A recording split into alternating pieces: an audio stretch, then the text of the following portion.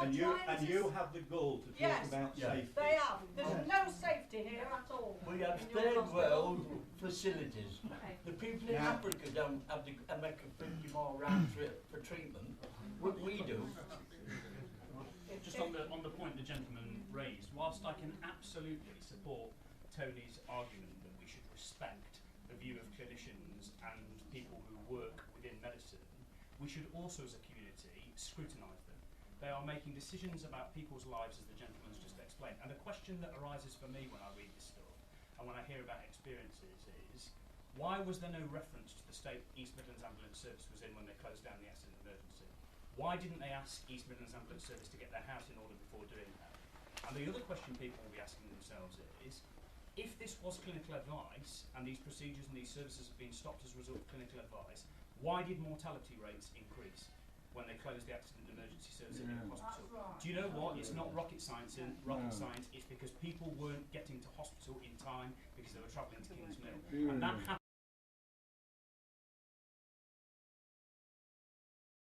Job properly,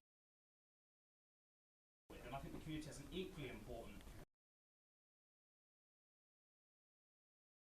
Always seed grounds to the clinicians and the medical guys. They don't get everything right, and when they don't, we should challenge them about it. Thank you.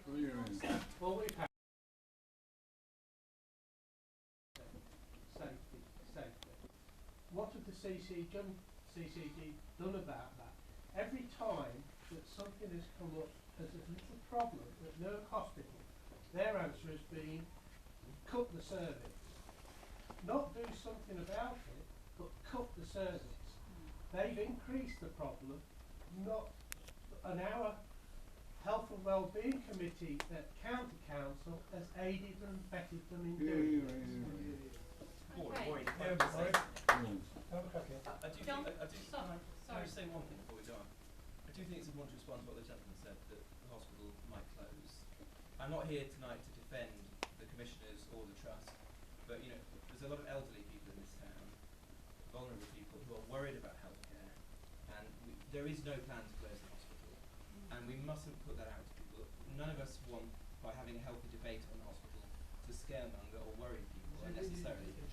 There isn't an agenda to close the hospital. It's not just the elderly, it's the young, it's every age group. What we all want to see is, and I think there's much more consensus than people acknowledge, we all want to see as many services as can safely be delivered in the hospital. Prove it. None of us are medical professionals. We ultimately have to rely on them, but we just want to see the trust and the commissioners pushed and scrutinised as much as possible to ensure that those services come here. But at the end of the day, we have to rely on medical opinion. Before we move on to the next question, please. For a start, you're never going to close Newark. So that's why you're never going to close it. It's not the fact that you're going to do anything with it. You just want to keep it open to keep our money into it. The other thing is, Mr. Rob, the ambulance service, I've had a big problem with them over my wife. It's never going to get any better for the simple fact it's got too far to go. It's got no chance of surviving. It's going to Sheffield, Doncaster. It's running all over the place.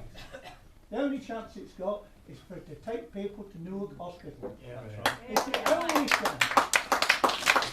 And the other thing is, what we really want to do is get rid of Amanda Sullivan and get somebody on top of that thing that's on our side, not against us.